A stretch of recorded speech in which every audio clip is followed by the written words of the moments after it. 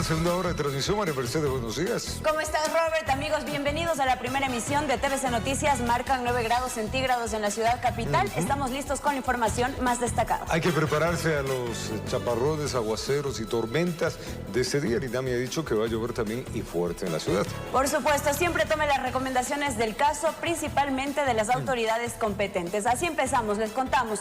La Alianza Revolución Ciudadana, Movimiento Renovación Total Reto, demanda el análisis de más de 1.700 actas del escrutinio a escala nacional. Bueno, dicen que habrían encontrado varias inconsistencias numéricas como de firmas. El reclamo pues ya fue presentado al Consejo Nacional Electoral.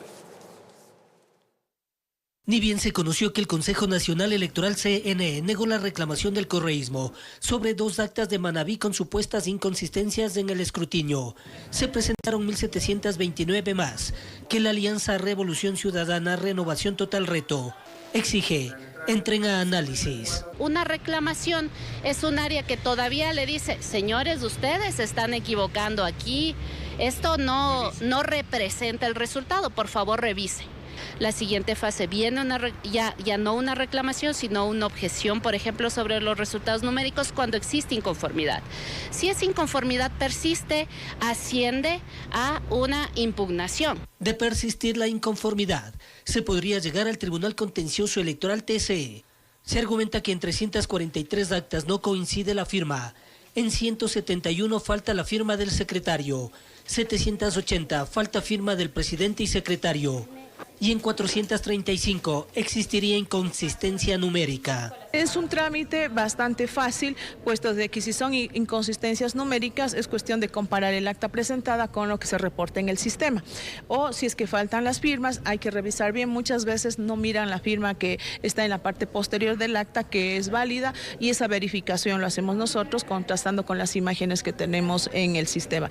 Entre tanto, en el CNE se empezó a dar los primeros pasos en los departamentos técnico y jurídico frente al reclamo. No hay tinta transferible, todos llevamos un esfero o el esfero que se les da en la mesa de votación o los que están en el biombo es cualquier esfero que todo el mundo utiliza. En el caso que la OE ha manifestado, de lo que se puede observar es que alguien por su propia voluntad llevó un marcador que seguramente tenía mucha tinta y sucedió lo que pasó, pero no tenemos el número exacto, no son 1.200.000 boletas que hayan tenido este problema. Esto impidió que este martes se pueda efectuar la proclamación numérica de los resultados, ya que también se cuenta con todo el escrutinio de la circunscripción especial del exterior, informó Héctor Romero. Y a menos de un mes del fin de las actividades de la actual Asamblea Nacional, el Ejecutivo continúa enfrentado con las bancadas de oposición que controlan el Parlamento. Daniel Noboa vetó 3 leyes aprobadas por el Legislativo, aduciendo errores de fondo y de forma. En sus 16 meses de gestión se ha estado objetando totalmente 16 proyectos que deberán esperar un año para nuevamente ser tratados en el Pleno. Que recibí insultos. La pugna entre el Ejecutivo y la Asamblea Nacional parece extenderse hasta el fin del actual periodo legislativo. El presidente de la República, Daniel Noboa, emitió 2 vetos parciales y un veto total a proyectos recientemente aprobados en el Pleno. Con estas objeciones, el Ejecutivo lleva 16 proyectos vetados totalmente durante sus 17 meses de gobierno, evidenciando una ruptura entre los principales poderes del Estado. Ha vetado leyes que son sumamente importantes para la niñez, para el trabajo, para el transporte, el código mismo del ambiente que beneficiaba totalmente al pueblo, más de $2.000 millones dejó de percibir el pueblo ecuatoriano por la venta de bonos de carbón. Nosotros hacemos nuestro trabajo, el que incumbe es el gobierno, porque el gobierno tiene la colegislación. El último veto total fue el de la Ley de Servicio Militar Voluntario, que reconocía nuevos derechos y beneficios para conscriptos y reservistas. Se establecen algunos beneficios como alimentación permanente garantizada, salud permanente garantizada durante el tiempo que prestan sus servicios, una remuneración mínima económica, pero que les permita por lo menos solventar los gastos. Era una ley positiva porque permitía pues no solamente tener más elementos que combatan la inseguridad, sino también pues darles ciertas actividades a a los jóvenes ecuatorianos. La ley fue aprobada el pasado 18 de marzo con 122 votos, incluidos los de la bancada de ADN. Hago un llamado a este pleno de la Asamblea Nacional para que votemos de manera unánime en un proyecto de ley que ha acogido muchas de las necesidades del servicio cívico-militar. La bancada oficialista dijo que se plegará y respetará la decisión del presidente. Dicha resolución subraya que el proyecto presenta errores de forma y fondo que no permiten la vinculación de reservistas a las Fuerzas Armadas. Una de las principales objeciones recae en torno al financiamiento de esta iniciativa, misma que no contaría con el aval presupuestario del Ministerio de Defensa. Las leyes vetadas por el Ejecutivo totalmente deberán esperar un año para nuevamente ser discutidas y engloban temas como seguridad social, prevención de incendios, reconocimiento de veteranos de guerra, ley de la función legislativa, función judicial y también la asignación de fondos a los gobiernos autónomos descentralizados. Informó Álvaro Terán. Los chats del caso Ligados confrontó a dos jueces del Tribunal Contencioso Electoral. El juez Fernando Muñoz sugirió al inicio de una investigación tras verse afectada la imagen de esta institución. Y por su parte, la presidenta Ivonne Coloma señaló que no tendría competencia para ello, por lo que el pedido no tuvo respaldo. Parte de los chats revelados por la Fiscalía General dentro del caso Ligados generó reacciones en el Tribunal Contencioso Electoral. En la sesión de este 22 de abril, el juez Fernando Muñoz pidió se incluya dentro del orden del día considerar el inicio de una investigación por el contenido de estos chats, donde se habla de supuestos operadores políticos dentro de esta institución. Este Tribunal Contencioso Electoral inicia una investigación respecto a la actuación de funcionarios del Tribunal Contencioso Electoral con estos operadores políticos, que incluso la mencionan a usted, señora presidenta. La presidenta del organismo, Ivonne Coloma, consideró que este pedido no sería procedente, tomando en cuenta que la propia Fiscalía ya realiza una investigación. Considero de que no es propicio de que este tribunal realice otro tipo de investigación que no sea por el organismo competente. Y sí, efectivamente, es de conocimiento público de que han circulado chats en los cuales están incluidos todos los señores jueces, incluido usted, doctor Muñoz. Muñoz insistió en que se debe realizar esta indagación al considerar que se menciona a un funcionario quien habría divulgado información reservada. Se establece que se ha nombrado un secretario de este tribunal a un compañero nuestro, también muy cercano. Él es nuestro. Entonces, él también nos está pasando la información de cómo están las cosas. Conocemos algunas decisiones anticipadamente. De todo esto no podemos quedar sordos. Tenemos que actuar. Coloma recordó a Muñoz que un miembro de su equipo de trabajo también es cuestionado y enfrenta una investigación. Y le recordaré que usted tuvo dentro de su equipo, que es actual abogado patrocinador suyo, alguien que tiene una investigación previa por haber realizado una sentencia fuera de este tribunal. Me gustaría que esa misma ética se aplique en todo. Por su parte, el juez Ángel Torres sugirió que el tema sea analizado a la interna y se discuta sobre la pertinencia o no de debatir o emitir algún pronunciamiento. Informó Miguel Ángel Bedoya. En otro tema, el Tribunal Contencioso Electoral sancionó a Lucio Gutiérrez por el delito de violencia política de género en contra de la ex candidata a asambleísta Elsa Guerra del Partido Socialista Ecuatoriano. Vamos a contarles cómo será penalizado el líder del partido Sociedad Patriótica. ¿Cómo podemos confiar en su plan de seguridad si usted es experto en huir del país en helicópteros, en meter la mano en la justicia y en escándalos por la justificación de fondos públicos? Cuéntenos, querido candidato. Mire, los borregos sin cerebro repiten como loras. Se fue en el helicóptero. Yo estoy aquí, ecuatorianos. Miren, yo no soy un fantasma. A causa de estas declaraciones, el actual asambleísta Lucio Gutiérrez recibió una sanción electoral por el delito de violencia política de género. El juez del Tribunal Contencioso Electoral, Fernando Muñoz, consideró que la ex candidata al legislativo, Elsa Guerra, habría sido violentada por Gutiérrez durante el primer debate de aspirantes a la Asamblea Nacional. En el careo, ambos candidatos mantuvieron una acalorada discusión que terminó con un exabrupto por parte de Gutiérrez, mismo que fue penalizado por el TCE, que impuso al líder del partido Sociedad Patriótica una multa de $11,750 y la publicación de disculpas públicas en su cuenta de X en un plazo no mayor a 10 días.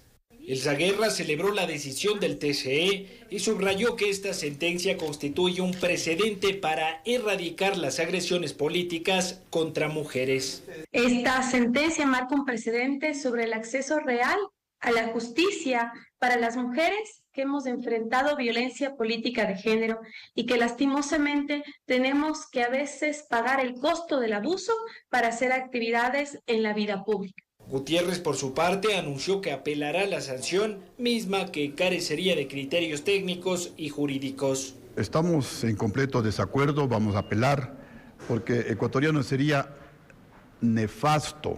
Se aprobaría que a la víctima, como le consta a todo el país, se le sancione. El victimario, el agresor, el que lanza la piedra, es la señora Elsa Guerra.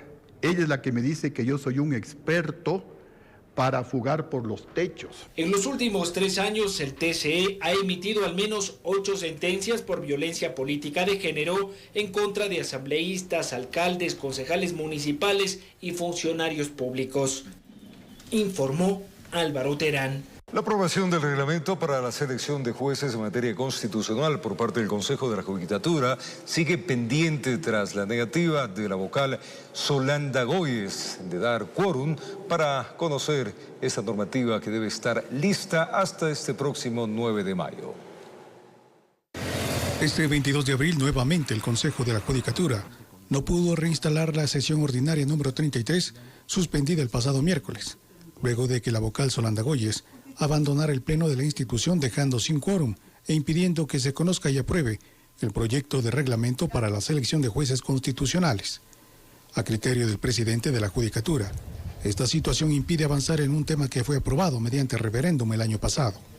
Yo no entiendo un poco la posición de la doctora Goyes, muy respetable la posición que quiera tener, pero simplemente el momento en que nosotros tomemos la votación, ella tiene 3 tipos de votación. Puede abstenerse, puede votar en negativo, es decir, puede votar en contra, que adicionalmente puede votar a favor. Son 3 opciones que tiene la doctora.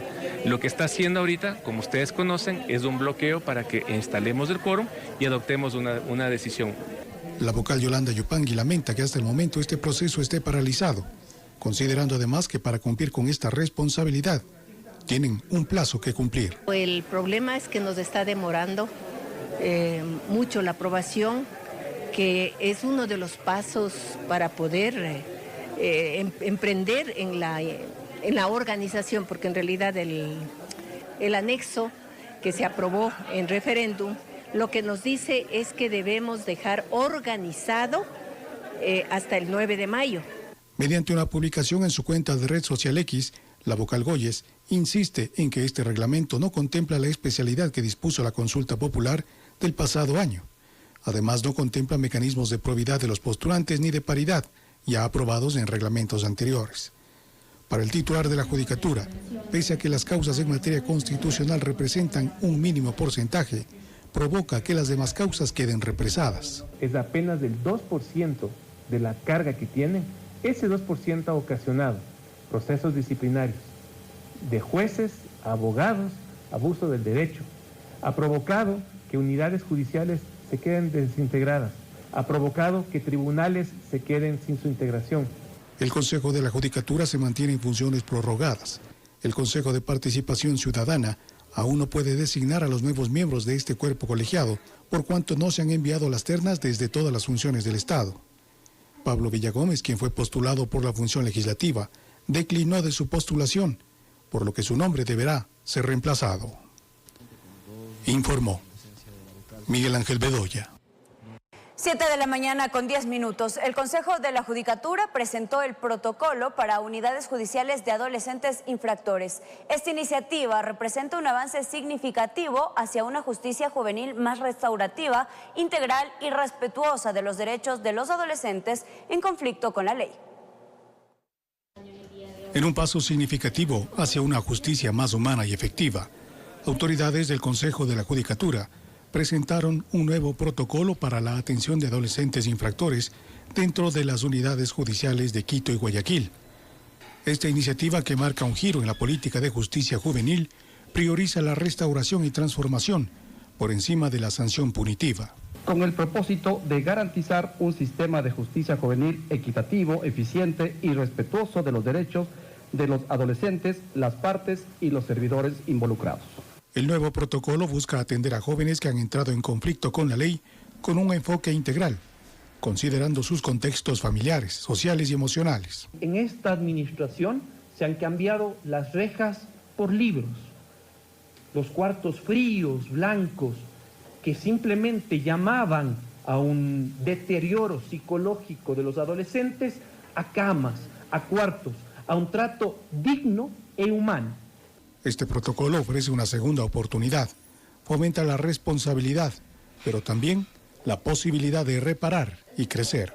Este protocolo no es opcional, aplica principios restaurativos para tratar con respeto a quienes llegan a nuestras unidades. No es opcional, brinda oportunidades. Una moderna zona de aseguramiento ha sido restaurada, donde el menor recibirá un trato digno y humano. Entendemos que la justicia juvenil debe basarse en la restauración y no solo en la sanción. Este enfoque busca reparar el daño, entender las causas del conflicto y facilitar la reconciliación entre las partes. Con esta medida, la justicia da un paso hacia una sociedad más inclusiva, donde la legalidad y la empatía se encuentran para construir oportunidades reales.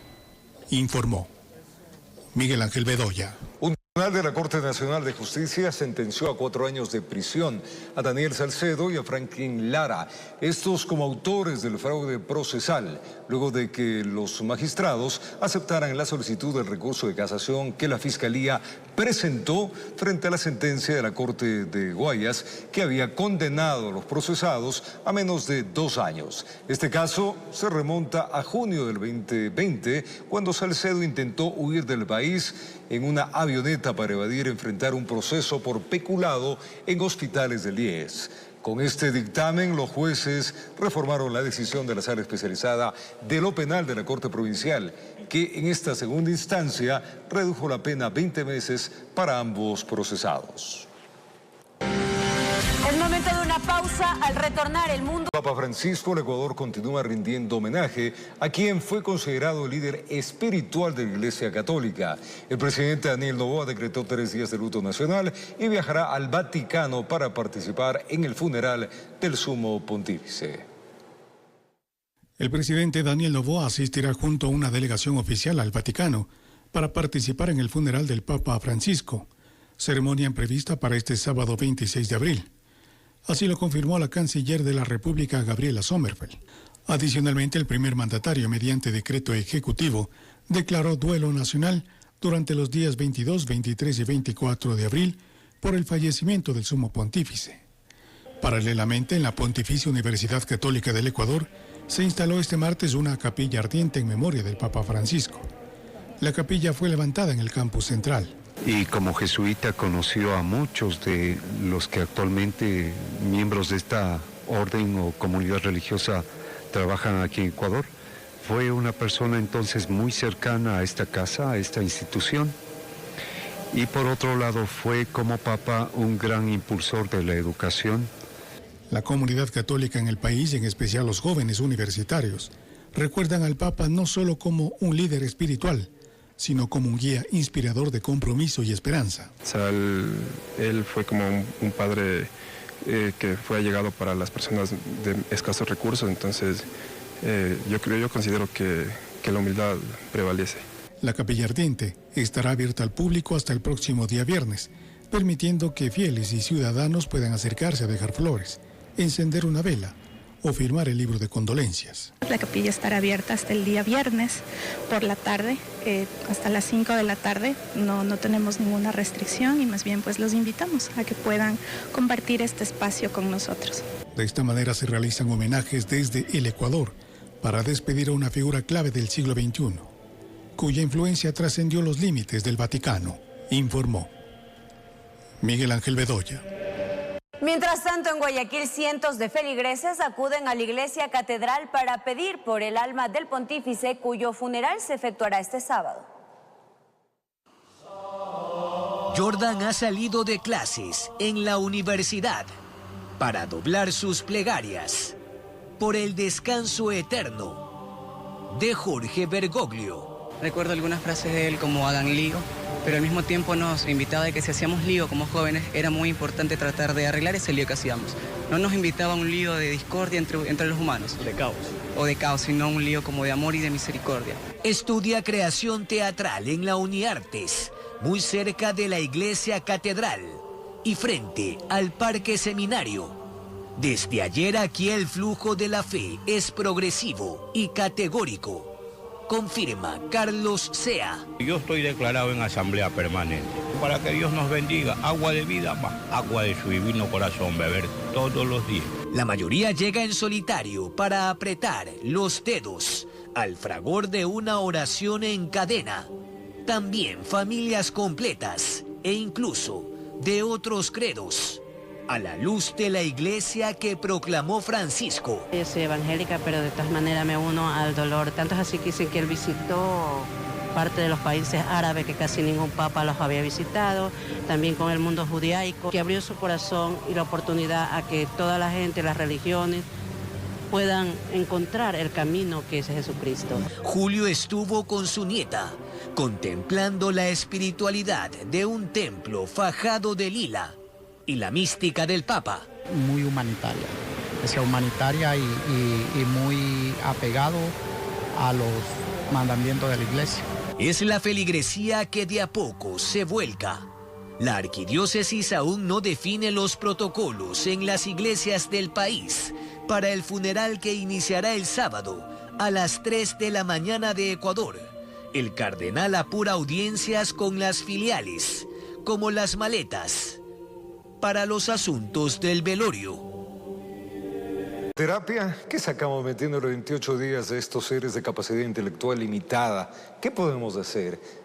Luego sale y sigue con lo mismo. Terrible, la ley también tiene que cambiar frente a eso, estos seres miserables con esta capacidad pequeña, seres chiquitos. Ha pasado 12 días desde que un motociclista desapareció. Esto también es terrible tras caer en una zanja en el sector de Mucholote, esto es en el norte de Guayaquil. La familia desesperada continúa la búsqueda y aunque buzos de varias instituciones han rastreado, han mapeado este lugar, no hay resultados hasta ahora. Le contamos. Ya son casi 2 semanas desde que Israel Abad, de 18 años, cayó a esta zanja al sufrir un siniestro de tránsito en el sector de Mucholote y hasta ahora su cuerpo no ha sido localizado. Ahí en ese tramo donde no está la baranda, la moto venía por el transcurso, la lluvia, la basura, los baches, chocaron ahí y él cayó a la zanja. ¿Llena de agua estaba? Claro, estaba correntosa y él cayó ahí. Y desde ese día no tengo noticias de él. Mi búsqueda ha sido incansable. Todos hemos luchado en la búsqueda de Israel y no lo hemos podido encontrar. Cuentan que la madrugada del 10 de abril llovía fuerte y que Israel y un vecino de 15 años habían salido a comprar comida a bordo de una moto. Cuando regresaban a Bastión Popular se dio el accidente. También en ese momento cuando el chico cayó, mi hijo fue a verlos a la casa, nosotros en el momento estuvimos aquí, pero ya no lo vimos. Los familiares del joven desaparecido este martes realizaron un plantón en el lugar y hasta cerraron la vía momentáneamente para exigir ayuda, pues mencionan que buzos del GOE, bomberos y hasta una empresa privada ha colaborado en las labores de búsqueda, pero aún no hay resultados. Esta agua de aquí sale a la Narcisa de Jesús, a la autopista que sale ya al río Daule. Pero ahí ya hay unos cajones, acueductos, donde son 6 tramos. Cada tramo está lleno de basura. Si el cuerpo de mi hijo rodó hacia allá, tiene que estar incrustado en algo de eso de ahí. Por la cantidad de basura, los miembros del buzo no lograron entrar a ese lugar. Se han hecho escritos a lo que es EMAPAC, Interagua, para que nos ayuden con la limpieza de esos cuerpos, a la alcaldía, pero lamentablemente no hemos tenido resultados. No hay respuesta. Por ahora los familiares acuden a las morgues de localidades cercanas en busca de alguna pista y han recorrido kilómetros de zanja buscando a Israel, a quien se lo llevó la corriente en medio de un fuerte aguacero, informó Carolina Pimentel. Un presunto acosador fue detenido en Macas, en la provincia de Morona, Santiago, por la Policía Nacional. El hombre, según las autoridades, habría grabado y fotografiado con su teléfono celular las partes íntimas de una ciudadana mientras realizaba varias compras en un mini market.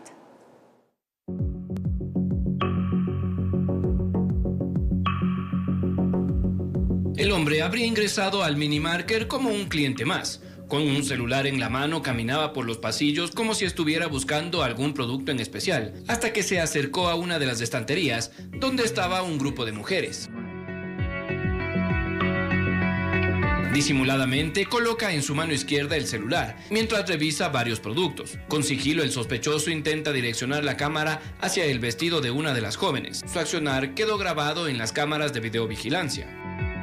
Una alerta ciudadana en un chat de seguridad, fuimos advertidos de una actitud inusual por parte de un sujeto que, utilizando su celular, habría estado intentando obtener imágenes de las partes íntimas de una ciudadana mientras hacía compras en un local comercial. Tras la alerta se armó un operativo de búsqueda y en flagrancia la Policía Nacional logró detenerlo a bordo de una motocicleta. Dentro de las horas que tenemos para la ejecución del delito en flagrancia, ha sido ya ubicado a bordo de una motocicleta porque se dedicaba a la actividad del delivery, distribuyendo productos en diferentes partes de la ciudad. Aparentemente no sería la primera vez que el sospechoso realiza este tipo de acciones.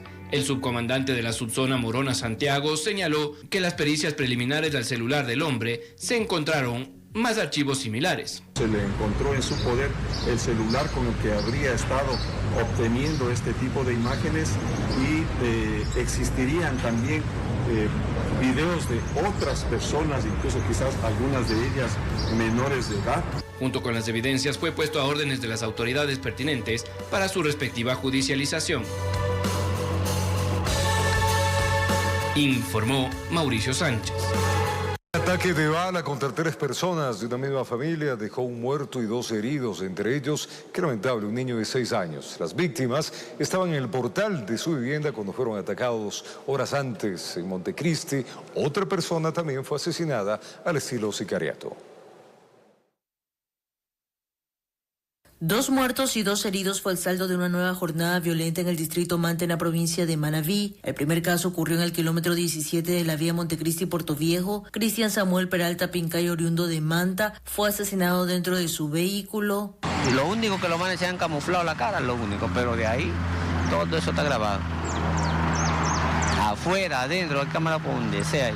2 horas después, un ataque de sicarios contra un padre, su hijo y su nieto dejaron un muerto y 2 personas heridas como víctimas colaterales del atentado. La Policía Nacional se movilizó hasta este sector para determinar que hay un hecho violento, en este caso hay una persona fallecida y 2 víctimas colaterales que se encuentran en casas de salud. Miguel Delgado fue trasladado a una casa de salud donde murió, mientras que su hijo de 6 años y su padre permanecen hospitalizados. Sí, se habla de un niño de 6 años de edad, está estable, su estado de salud es bastante bueno y asimismo una persona de tercera edad también se encuentra estable. El hecho ocurrió en la parroquia Eloy Alfaro, en la calle 318 y avenida 213. Hasta el lugar llegó personal de criminalística y INASEC para levantar los indicios que quedaron regados en la escena. Ellos no van por lo que van, solo que dan a lo que estén. ¿Y eso es lo que más preocupa? Sí. Y ahorita un niño también herido ahorita. En Manta, en los últimos 3 días, 2 niños de 7 y 8 años de edad han sido asesinados como víctimas colaterales de la violencia criminal y otros 4 menores de edad están heridos al ser alcanzados por las balas. Que respete a la criatura, pues en otra ocasión lo cojo solo, lo cojo, porque uno tiene que tener la caída donde Dios lo va. Pues. Con cámaras, Eduardo García desde la provincia de Manabí, informó Wendy Delgado. Un ciudadano ecuatoriano y un colombiano fueron detenidos por la policía en el sector de Camarones, en la provincia de Esmeraldas, cuando se trasladaban en una moto con reporte de robo y además portando un cargamento de sustancias sujetas a fiscalización. Los sujetos fueron detenidos por la policía mientras circulaban en esta motocicleta reportada como robada. Delincuentes se la arrebataron a su propietario el año pasado en Portoviejo, pero fue localizada en Esmeraldas, cuando los antisociales en cuestión transportaban un cargamento completo de sustancia ilegal. Todos los paquetes estaban listos para llegar a potenciales consumidores internos. Los uniformados del Grupo Especial Móvil Antinarcóticos GEMA les dijeron a los sospechosos que paren la marcha, y estos se negaron. Tras la revisión, descubrieron el porqué. Detuvieron a 2 personas, una de nacionalidad colombiana y otra de nacionalidad ecuatoriana.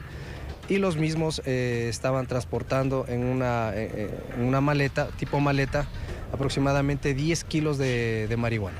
La policía está investigando a qué GDO pertenecían los bloques que a propósito ingresaron por la frontera colombiana. Ingresan de San Lorenzo a Esmeraldas. En lo que va del año se ha decomisado alrededor de 1 tonelada en los operativos de interdicción de carreteras.